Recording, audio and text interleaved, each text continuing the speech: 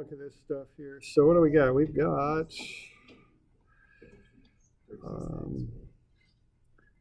for the stuff that's due Monday. The first one is this deal here.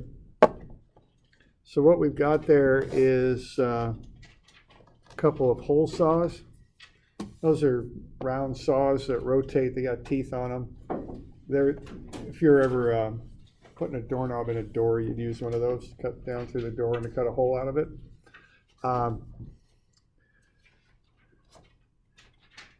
And so we've got two of these things. Let's see here for just a second. Okay, so these things they're like cylinders with teeth on them, and they spin about a central bit or a central shaft. So they're both going to grab that. They're going to grab the door there and start to cut through it. And so they have the couples shown. So what I would like to do here is to find the forces Fc and Fd that the resulting moments would cause. So this is kind of a resultant problem. I've got the forces shown there in their proper direction. So this is kind of an exercise in moving from that idea of a couple to the idea of a force distance kind of thing. So what I'd like you to do is to find Fc and Fd based on the sum of those two couples. I think you'll add them up. The calculations on this are really quite simple. They're, you could punch this into your calculator literally in about 15 seconds and solve it. So we got any questions on that? Don't know as I'll walk you through it. I think I'll leave this one to you. You learn better by thinking about this one, I think. Concept is the hard part of this, or if the more challenging part. The calculations are quite simple. Do we have any questions on this one?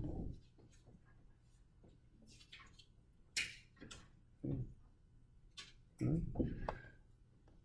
So if you want some reference for this, we did that one problem in class where we had a motor that was lifting up a weight, and we did that in class just as an example to find the weight that the motor could lift.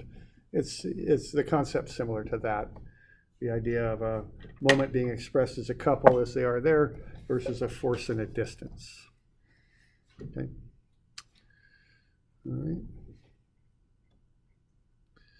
All right, the next two are resultants. So let's have a look at these. Now what you want to be doing on these is you want to sum forces in the x and y, get the angle, and also find the moment. So they're similar to what we were doing earlier in the term.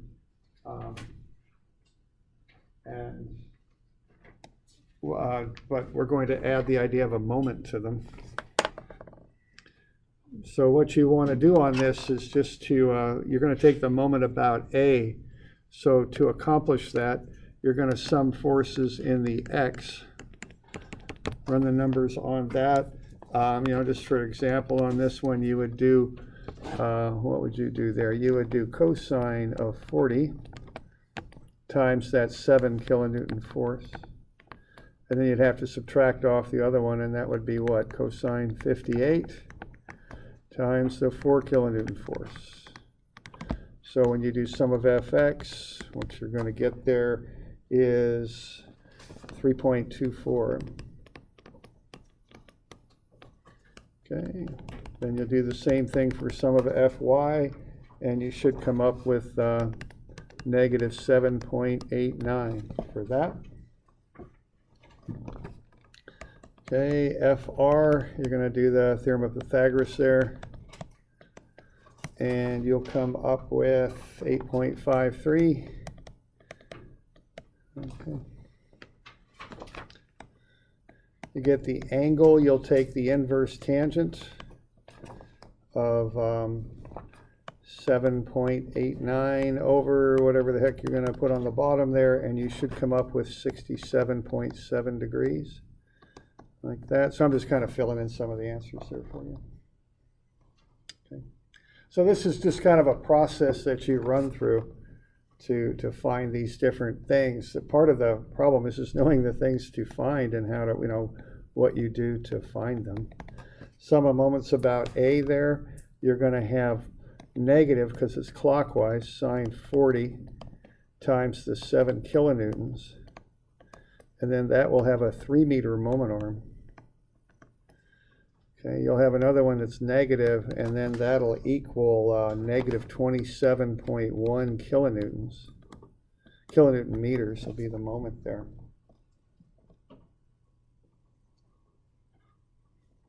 And then if you want to find that x distance for the offset, which what we're saying here is once you get the force there, which is the 8.53, basically you're saying that the net result of those forces there, and I put kilonewtons there, I should have put kilonewtons. We're doing this in kilonewtons. And that's at 67.7 degrees. I'm also asking you, what's the offset distance here? What's x? Where would you put that force to get the moment? Okay. So to find that, you take the moment, 27.1 kilonewton meters, you divide it by something, and what you ought to come up with then is 3.43 meters over. That would be that distance x.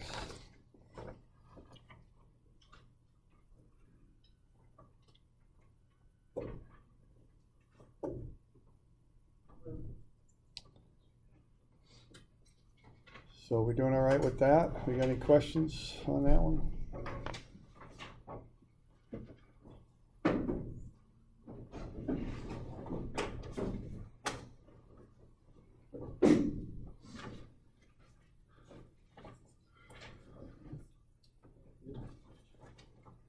What's that one?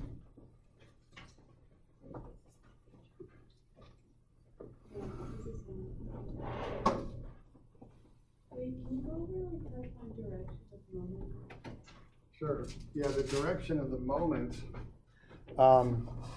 What you have there is you have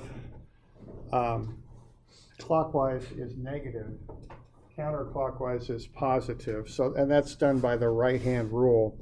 So what we would do here would be like for this one, for the 7 kilonewtons, the y component of that, which would be sine of 40 times 7, that would be down. So if you extend that around, that would cause a rotation that's clockwise. So that would be negative. That's it? Yeah, that's really it. Yeah. What about the other one? The other one is the same thing. See, it's y component. See, the x components of these forces will not cause a moment about A because they go right through A. So the y components are the only ones that cause moments. So they're both clockwise. So they're both negative. Both of the forces cause negative moments. Yeah, if they were like opposite of each other. Yeah, if they were in opposite directions, they'd have different signs. So, as I understand your question. Yeah, and then like the difference of it. Yeah, it'd be the difference because, if this one, it's not, but if it were positive, it would be doing that, and then that would be a positive moment, and that's why you take the difference to get the net moment, because one would be negative, one positive. Okay. And if at OSU they use cross products a lot.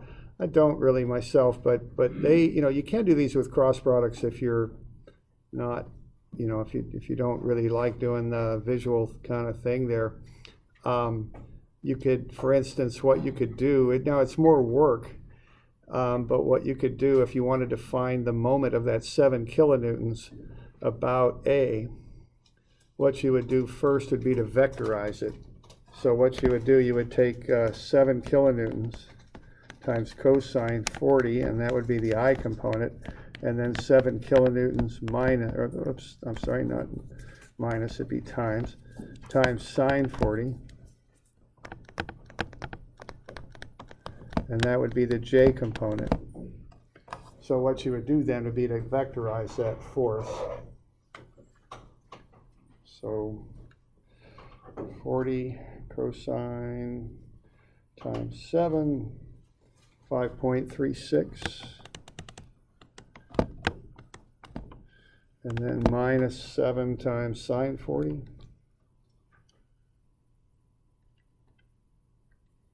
4.50.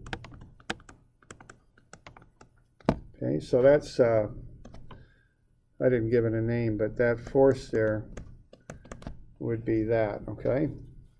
Then if you want to find the moment about A, if you want, I mean, you can do it this way if you're more comfortable with it. You can take a position vector from A to B and then cross it with the force vector, okay? So the moment about A then would be what? You'd have an I, J, and a K. You'd have R, A to B, and that's just 3 in the X, right? So that'd be 3, 0, 0, because that's how you get from A to B. Right there, that's R, A, B. And then you would cross that with the vector.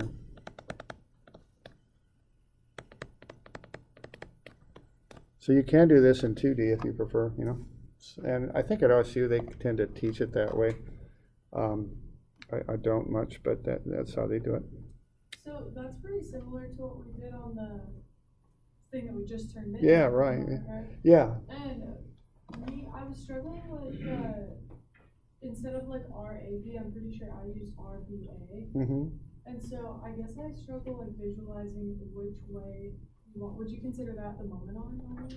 Yeah, vector? right. The moment arm goes from the point you're taking moments about to the force. Okay. So from the point about which you take moments to the force. And, you know, I mentioned that and earlier, and, you know, I'm quite serious about this. You know, of all the things we do in here, probably the least relevant to what you're going to do when you start working is tests. It's a little bit unfortunate, but that's kind of how it is. I mean, you know, and there's tricks you can learn on tests. And the one thing is, if you know, if you have trouble remembering that, just run it through your memory, your short-term memory, which is different than your long-term memory, right? Short-term memory, you can just keep saying that to yourself, or make a stupid rhyme out of it, or do some stupid visualization that you're not going to forget. Walk in here with short-term memory. As soon as you get your test, slap that on the top. And that's legal, okay? It's fine. And, you know, it doesn't bother me in the least, because I think, you know, some of these things are not super relevant when you start working, frankly. They're just not. They're just skills you learn to get through tests. And, you know, that's one thing to do, and it's perfectly fine. It doesn't bother me in the least. So, you know, that's one way to do it. Now, the way I do it, you know, I've turned some wrenches in my life, so I think about putting the wrench on the bolt. That's where the vector starts. Then the wrench goes to my hand, okay? And then I push with my hand. That's where the force is applied. Okay, and that's another way to think about it. It goes from the bolt to your hand. That's how the wrench goes, and that's how the moment arm goes. Okay.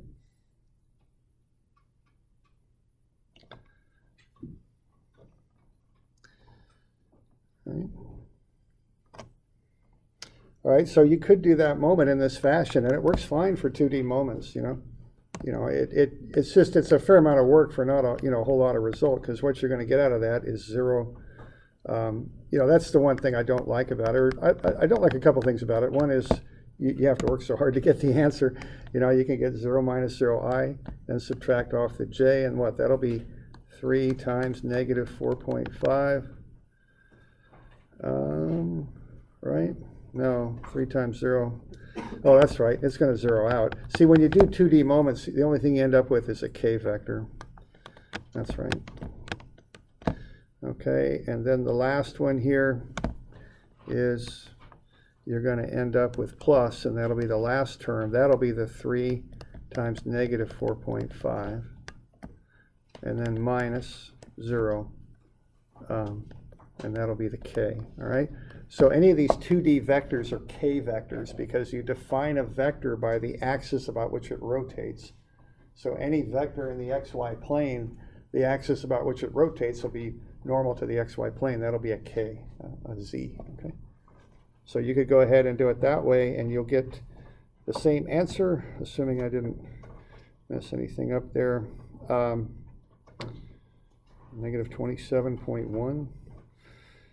That doesn't look good. Darn it. Oh, let's see. Did I?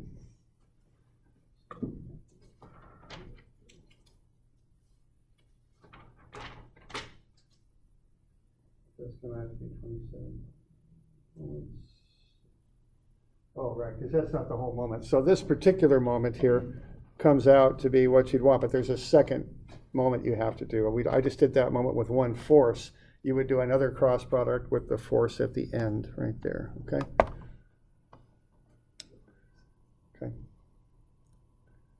So you could, it's fine if, if you prefer doing that with 2D moments, it works fine. You could do that. Okay.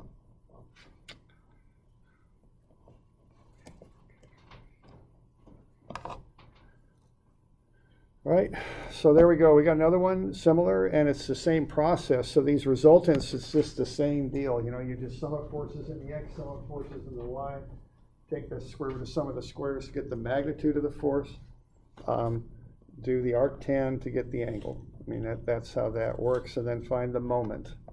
So it's the same process every time. It's just a matter of kind of working through the process.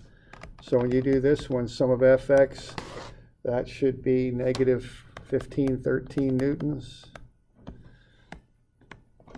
Sum of fy, that should be 1064 newtons. Fr should be 1850. Theta, when you do the arctan stuff, that should be 35.1 degrees, like that. And then when you sum the moments about A, what you're going to have there is you're going to have that couple, so don't forget that. You're going to have, what you're going to end up with there is 700 plus 1871 plus 1275 plus 683, and of course you might have some rounding errors in there, no worries. If you're close, we're good. Remember to carry 3 significant figures though, just so you get enough precision on that answer. And that'll be 4529. So there's some kind of intermediate checks to make sure you're on the right track with that. Okay.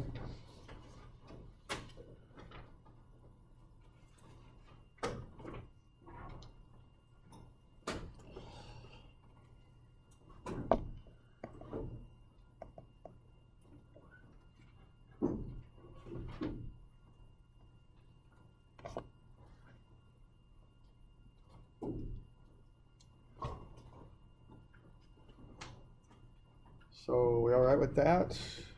Any questions on that? So that stuff's due Monday. Okay, and then everyone has that test review, is that right? I handed that out. Look that over the weekend. Remember to manage your time a little bit. Cramming doesn't work. And I'm not preaching at you, that's scientifically shown, okay?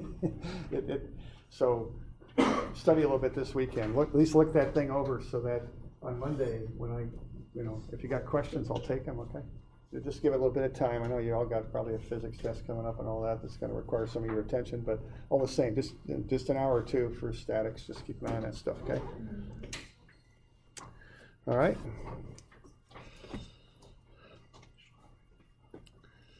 There we go. So